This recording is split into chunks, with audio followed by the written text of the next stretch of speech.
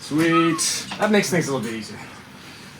So let's take a. I just like interested to know who's here. So, is anybody who considers themselves to be like a singer-songwriter? That would be your main thing?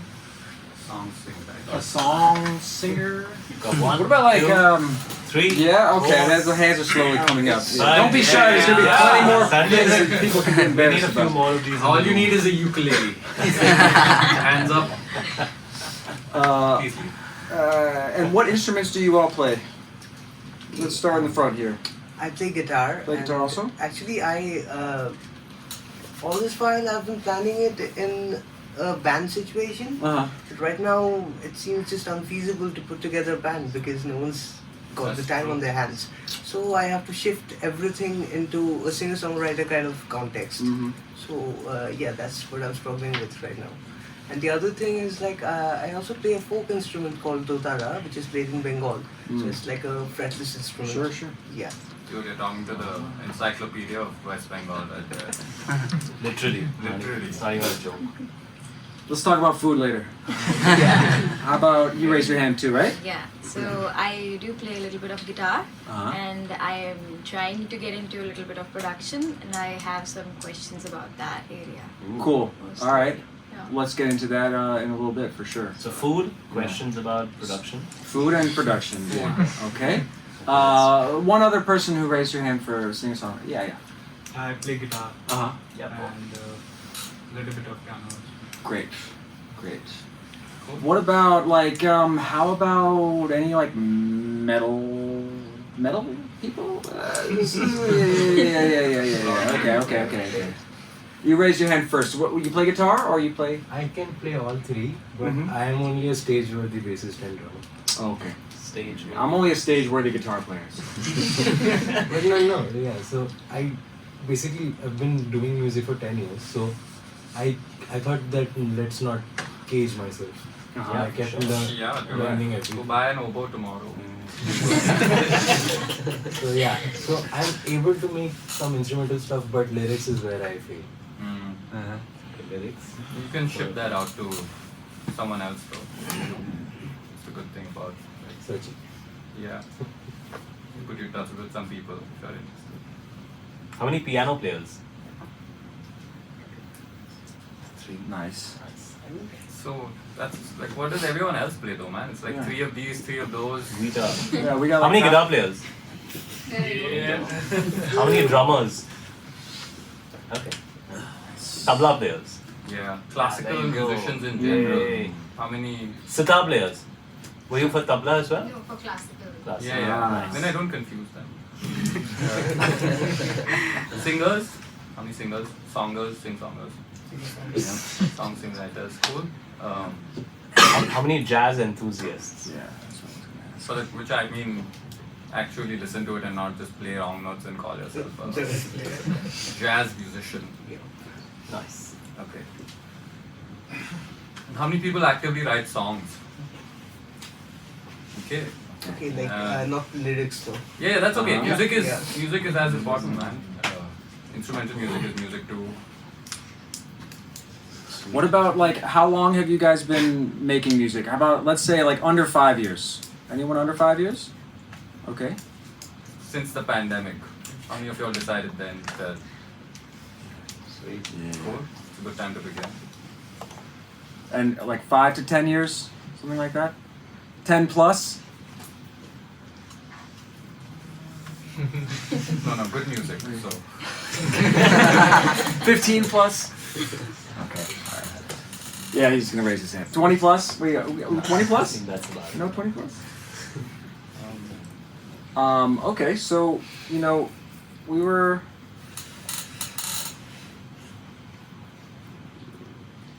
One concept about songwriting is, the thing is, songwriting, for me at least, is songwriting and composition. I'm going to use those interchangeably because I usually think of the word composition more, but sometimes that makes people think that we're just talking about like classical music or something like that, Western classical music. At least where I come from, that's what it turns into sometimes. But, the thing for me is like thinking about it as like, how can you think about it as a practice? right? And something that can become like a muscle that you can strengthen, right? So to go first to practicing the instrument, you know, like a really important reason why I practice the instrument is because the main reason why I play music is because I have stuff inside of me and that comes into me through my brain, heart, whatever it is, right? That I find that I can express through music, and sometimes I can express that stuff that I can't express through words, right? The problem is that not all of that comes out automatically on the guitar, right? So I have to practice scales, I have to practice certain techniques, certain movements.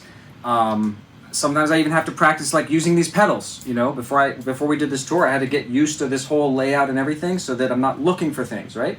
So I have to practice all that stuff so that when I'm on stage, if I have a simple idea, I can realize it, I can hear it in my ear, and I can have it come out on the instrument. Also, the same thing is that when faster things come through, or like specific large chord changes or something like spreading kind of things, so that I can play those things, I can physically do them, and I can actually play the stuff that I'm thinking of, and B, that I don't hurt myself when I'm doing that stuff, right? So it's about keeping that machine going so that I have access to it at all times, you know? And the same thing can be said for writing, that, you know, you can get rusty with writing if you're not doing it for a while, you know? Writing is not something that I do personally. These guys have different types of practices than I do, but I'm not one of those people that writes something every single day of my entire life. I kind of go through phases. It's a little bit more project-based, you know? Same. But I was sharing at a workshop we did in Delhi a couple weeks ago that when I started doing my like graduate school, the first mentor that I had in that school suggested to me, she said to me, like, maybe someone in this room can relate to this, like she said, you know, you seem like you get a little bit perfectionistic about things, you know? And so I said, okay, yeah, fair enough. What do you think I should do about it? And she suggested that I start doing this thing for an entire semester, that as often as possible, I start to just sit down and like basically set a timer for myself, 30 minutes, make some kind of project. Maybe it's write a simple melody like the one that you just heard. Only 2 chord changes in most of that, basically. You know, maybe it's just write that down, take a voice memo on the phone, call it a day. Don't change it after a half hour, right? Or maybe if it was to explore soundscapes with Logic or something, which is another thing that I do a lot for demoing purposes, you know? Spend a half hour just working with a few different synth things or some samples or something and make another project. But still always try to cut it off at 30 minutes and just see what you come up with, right? And that helped me to like liberate myself from this thing of like, I can always change one more thing. How would the meaning of the whole song change if the B flat became a B or something like that, you know? And letting it go. And it was an interesting thing to come back to that and see what I had amassed once it was like, oh, I did like 10 different things. Those are all different. 15 different things, 20 different things, right? And that can be one way to just see what all the different options are, see what's coming out within you, and almost like taking an inventory, right? Then you start to see, what are the things that I still want to do? What are the things that I want to do more of? What are the things that it's like, so for me, sometimes it's as simple as like, I'm tired of hearing myself make up that same thing. I'm done using that chord that way, you know? I don't want to end up with 3 songs in the set that sound kind of the same, you know? So these are the kind of things that kind of help it to become more of a part of life, so that when it comes time to write a record, like for me this year, after taking a couple of years off during the pandemic, all of a sudden in 3 months, I had 3 different recording sessions that got scheduled, and I had to prepare for each of those and section out my time. So then it was like getting those muscles ready and strengthened so that it's like, okay, I got 4 weeks to write 10 songs. How am I going to do that? You know? What do you guys have to say about this process? You guys have both written a lot of music in the last couple of years. And so one thing that, projects. yeah, sure. So one thing I'd like to add to that is what you said about like training your muscle to write creatively. It's a superb thing once you get into it, and you know, you'll be surprised how if you stick it out for a bit, if you already aren't, you start seeing a whole bunch of these patterns in which you can let your creative side kind of go. So for example, if you're writing, if the idea is whether it's half an hour or if you don't want to keep it like time bound, but the idea is to let's not be too hard on ourselves. Every 2 days, I want one musical idea. Okay. It's incredible how soon you exhaust everything you already do.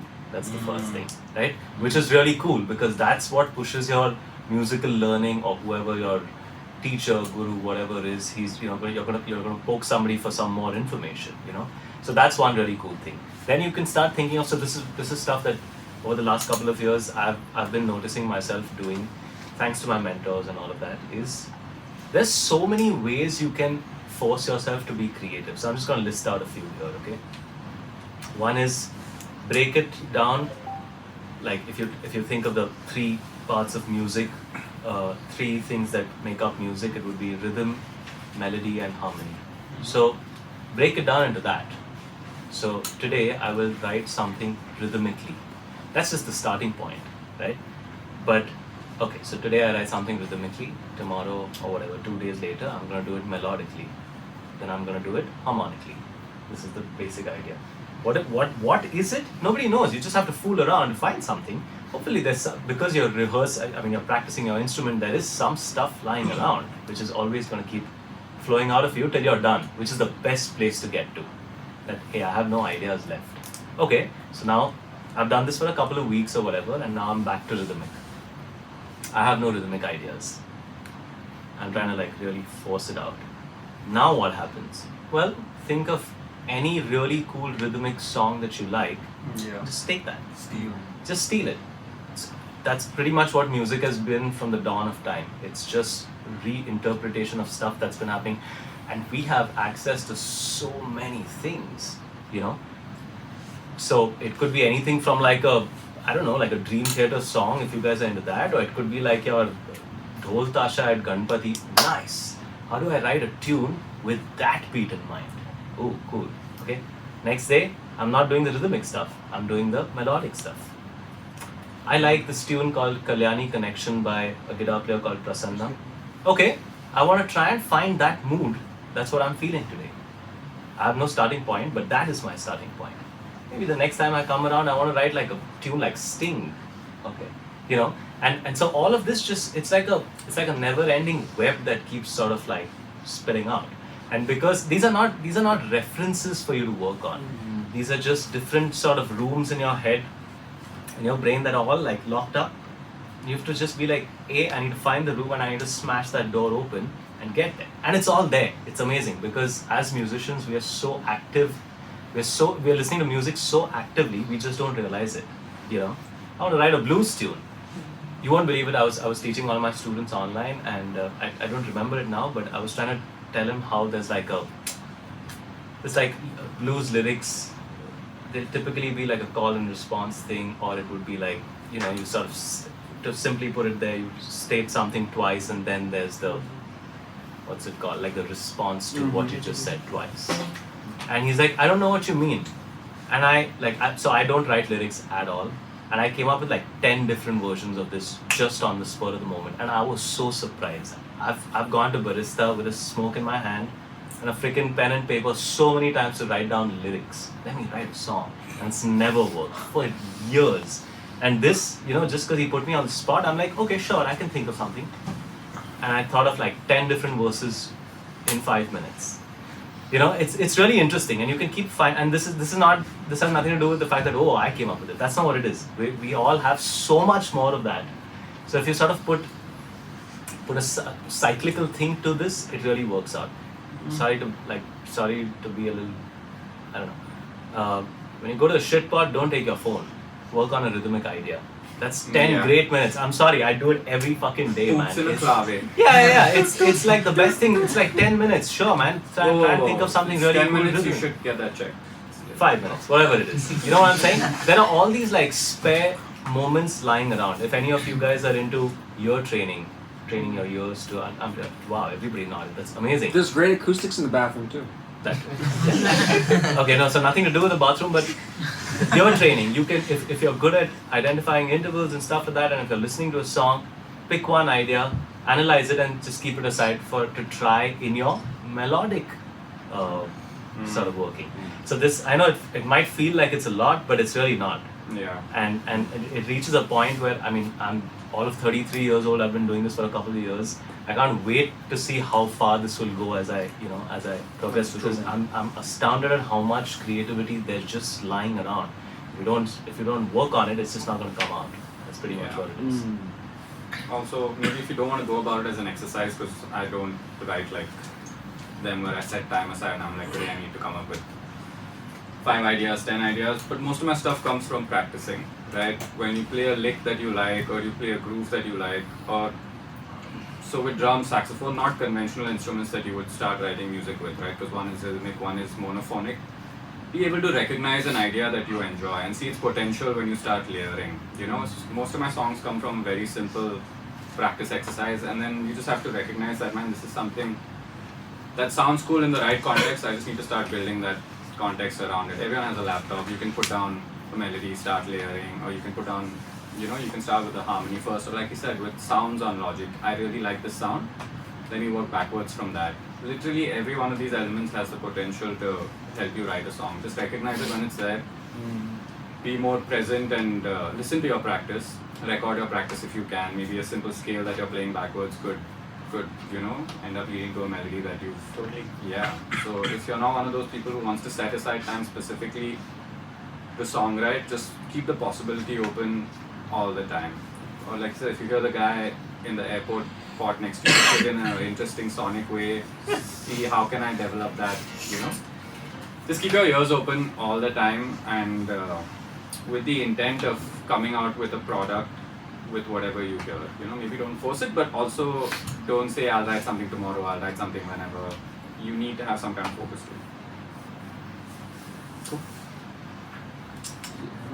to it. Sorry, I just want to add one thing. The really cool thing about something like this is that for the number of ideas that will start showing up, you can, after give it a certain amount of time, and then you can start hand picking what you actually like. Yeah. And like some stuff just like maybe 5 years later makes sense. And or you find, so I don't play with any single songwriter per se. But if I did, I know there's so much just shoved away because that's not what I do at the moment. But it's not like I don't come up with that stuff, So you get a chance to, or if you have multiple bands, instead of forcing yourself to write a song for your band, you can have 20 ideas and you can be like, well, these 3 could fit here, these 2 could be here.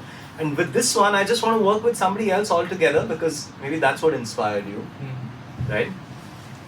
So it's not, like, you'd rather have like a whole bank of things lying around that you can just pick up from instead Absolutely. of, I have a band now, I need to write a song. Or when paying work comes your way and you have like a 3-week deadline, it's much easier to have 100 songs that you can kind of listen to as opposed to coming up You guys want to something. score some films, short films, whatever. Yeah, anything, man, an ad, anything that comes your way, you can email 100 of these ideas to people and say just... Not most of it starts from scratch for most of the composers in the world, if you I ask can't me. write. Yeah. And having a vocabulary, so as a musician, having a vocabulary consists of licks. As a songwriter, vocabulary consists of changes that you like, chord changes, melodies, stuff like that. Having a large vocabulary at your disposal, like he said, will just speed up that process, and it'll help you find, if you're feeling sad and you're like, man, I don't know what a sad chord or a sad chord change sounds like, or how to highlight it better, then that idea may disappear without you fully being able to realize its potential, So just keep that vocab. Staying tuned, right? Yeah, always. Yeah, like what you were saying though about like how the songs come out of practicing too. Yeah. That's Like I just used that thing as an example about the timer thing, right? The reality is that's not usually how it works for me, right? Usually, I'm also like the opposite of the two of these guys too. Like for me, I don't sit down every day and have a bank of things. I write for the people that I play with, and that's like, I don't know, maybe that's like a handicap that I have, but I've just always been like that. Usually once I can kind of see where things are going, that's when like the ideas really start coming, but it comes from the practice. I sit down, I have a little bit of open space in my calendar, to where it's not like, if I only have a little bit of time to make something that's gonna, be like very valuable, a lot of times that doesn't really work for me. Because you don't know when the idea is gonna come. Yeah. Bathroom's one thing, you know, but like sometimes I'm just writing an email and then something, it's like, oh, okay, I'm done. No more emails, right? Which is why a lot of times in the morning I keep the morning free. I don't like to get into emails first thing because the stuff comes out in the morning a little bit differently. You know, once I stare at the screen a little bit too long, yeah, it's just like we're getting really into this thing. Yeah, really. But, Yeah. I don't know. I take a lot of time to walk around. Walking really helps me Walking, come up yeah. with like going up the hill. yep, biking. Yeah, basically like everything except sitting at an instrument, staring at it, waiting for the next song to come. You know, that's the worst way to. But practicing while you're waiting for something is a very Absolutely. valuable way to use your Yeah, time. You that's- know, yeah, because I then agree. either way you're getting something done. Yep. You know, and you're spending time with music.